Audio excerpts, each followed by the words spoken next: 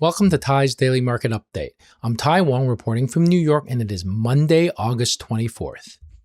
First, Bloomberg reporting that Goldman, Wells Fargo, as well as they list probably almost 10 different banks that say that basically they all say that buybacks are unlikely to cut long-term rates.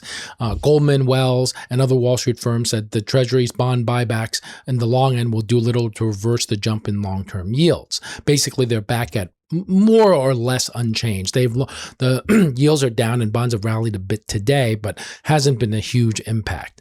The movements underscored the talk on Wall Street, where analysts and investors said such steps would be ineffective unless Washington addresses concerns about the swelling budget deficit and inflation pressures that have been pushing rates higher.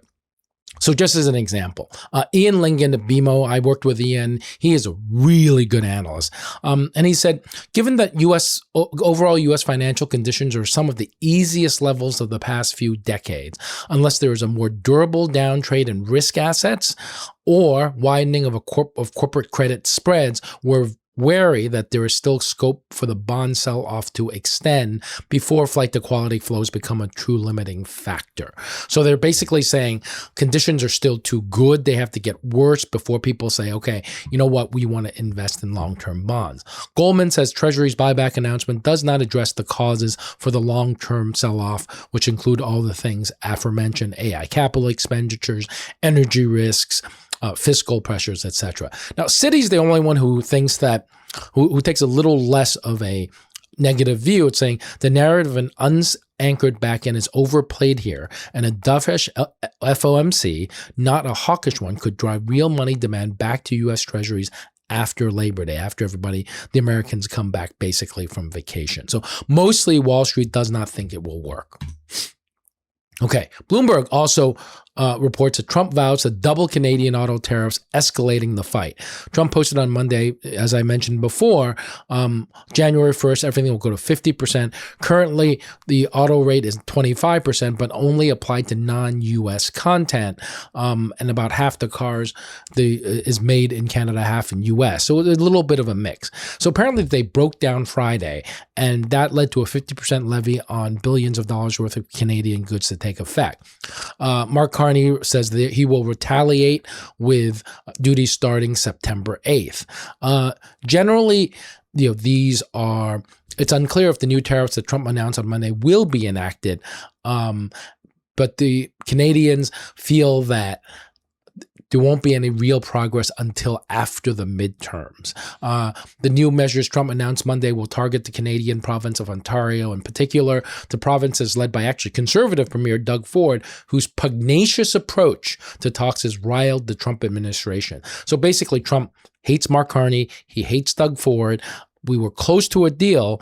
Apparently, it's unclear. Both sides are pointing fingers on what caused it. The Americans are saying they wanted exemptions on heavy-duty trucks, like the Ford 350s that the U.S. didn't want to give.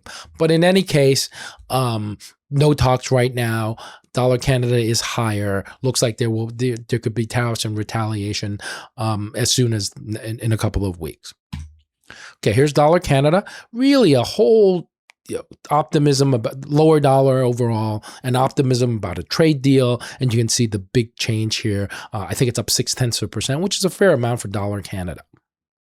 I mean, I wouldn't be short Dollar Canada here. I think this could bounce, a fair bit more. I don't think it's going to explode, but I think the likelihood is we get a little bit more of a rally, another couple percent easily. Okay, Wall Street Journal writes that the Wall Street is counting on Nvidia to keep the AI party going. And Nvidia reports after the close on Wednesday. They're much later than, about a month later, better part of a month later than the rest of the Mag 7 or the Mag 8, however you want to call it. So the market's going to be paying attention on Wednesday after they release it and Jensen talks. Now, as Nvidia backstops sprawling data center projects and the exotic money pipeline to boost chip demand, the company's influence is arguably bigger than ever. At the same time, there are signs of trouble ahead. Political pushback to AI, especially the data centers and the energy it takes. A bond sell-off has propelled borrowing costs to the highest levels in years. Now, even if if AI makes a lot of money, if your margins are really huge and it's working well, really borrowing at 6% versus 5% or a percent higher is not going to make a lot of difference. But that's what Wall Street is worrying about right now. And that the fact that some of the hyperscalers, some of the Nvidia's key customers, once cash printing machines are relying more on debt. They are still cash printing machines. They're just spending so much on capital expenditure they have to use some debt. Now, Nvidia has smashed analyst earnings estimates for each of the 14 quarters since the AI boom kicked into high gear. They posted a 210% annual growth in net income in its last 3-month period, according to FactSet, versus just 126% for the S&P 500 year over year overall. So it's done very well. So expectations for a blowout second quarter have risen rapidly over the course of the year. Nvidia has to outrun 95% annual earnings growth to more than $51.5 billion. Analysts project the chipmaker will record sales of $92 billion for the period, up from a forecast of $78 billion from the start of this year. One strategist says this is like the World Cup final, even bigger than the Super Bowl. It's just that big. Nvidia needs to beat big, and Jensen has to be very, very confident. So we'll see what happens on Wednesday after the close. So here is from 2020, starting from 2023, estimated versus actual. Nvidia is beat basically every time. The last 2 quarters, it's beat by a lot more. They're going to expect, if this is, if they're looking for quarterly earnings, they're looking for 50 billion. You better be well above 60 billion. If it's anything below 60 billion, I think we're going to get a pretty hard market sell-off. I mean, something like 70 billion would be great. I don't know if even Nvidia can hit that. Okay, so here's Nvidia. Take a screenshot of this or pause it if you need to. The blue line is earnings, and you can see that we've been slipping ahead of Wednesday's earnings. I think people are taking a little profit, getting a little worried. It's unpredictable what happens. So into earnings, it drops, continues to drop. Rallied into earnings, dropped a bit in a while before it came back up. Again, down into earnings, up into earnings, up into earnings. It really sort of depends, a little bit of a coin flip. It really will depend on what Nvidia says and how much revenue is growing and what the projections are. Okay, so this is interesting.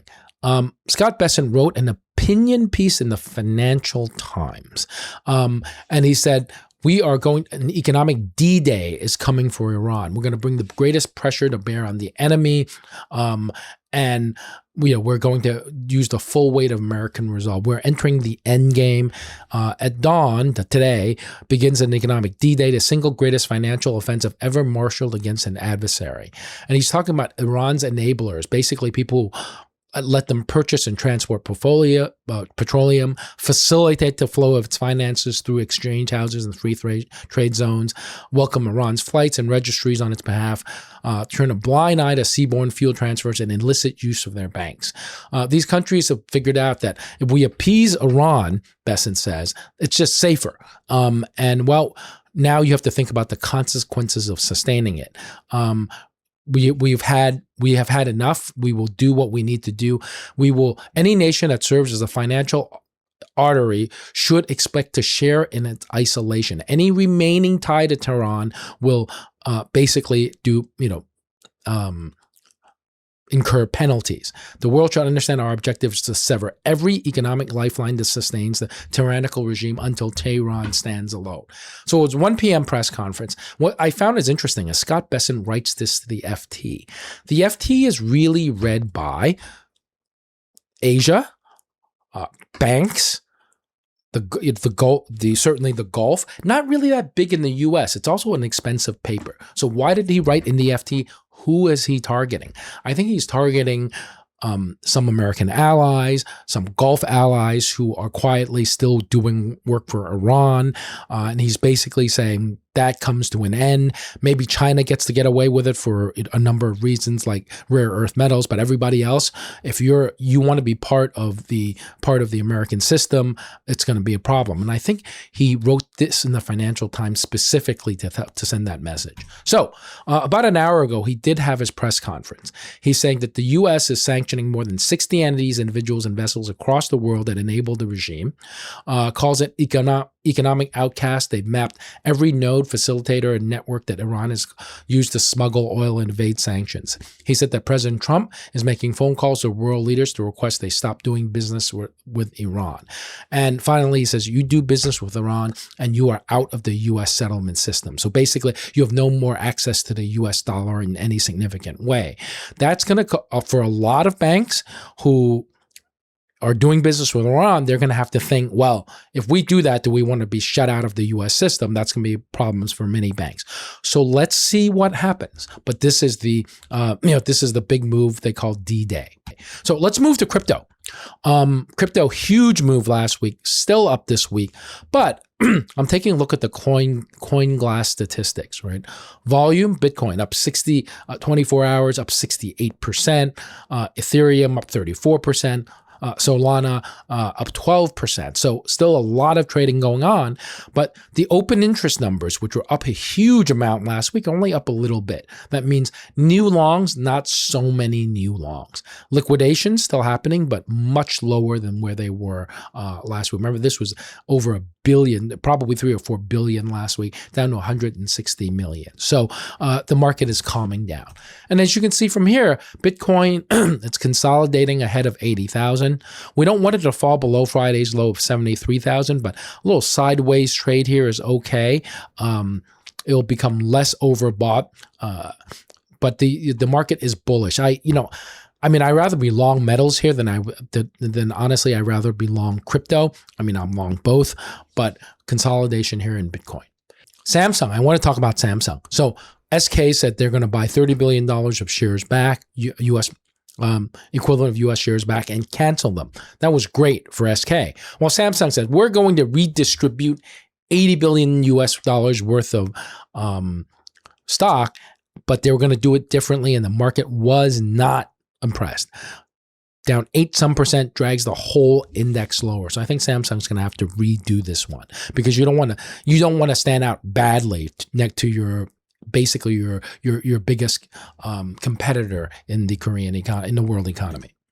Okay, where are we in the markets? We're getting a modest bond rally here, actually a flattening, more of a rally back here than in the front. Let's see if that holds on. Energy overall down. Crude WTI and Brent lower. A big drop in heating oil, which is good. Equities are down small, not doing very much. The dollar is a little up, despite yields going down, which is, I think, a reaction to last week's move. Gold is still strong. Metals are mixed, but gold bulls are very bullish. And crypto is up, but now slowing down a bit. So Nasdaq down 0.8%, but very little energy in it. The S&P 500, chips are dragging tech lower, so overall index is lower, awaiting data and the Jackson Hole speech from Warsh on Friday. So we'll just take a look at the calendar. We have ADP tomorrow, just to see, it'll give us an idea of how the job market is doing. Then we have core PCE. This is expected to be relatively soft. A high number here, unlikely given what we've seen in CPI so far. We have a couple of bond auctions to see how the bond market's doing. And then obviously on Friday morning, Fed Chair Warsh's speech. And then earnings this week, some interesting ones. Intuit, it's a big tax thing.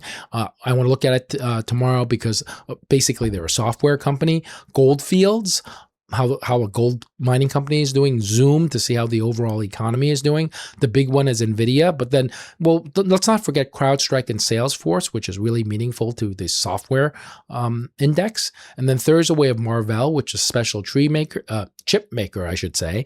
Dollar Tree is the really cheap store, and they'll give us a sense of how well they do, give us a sense how well the economy overall is doing. An important week ahead of us. Thanks for joining me and watching today, and I will see you again tomorrow.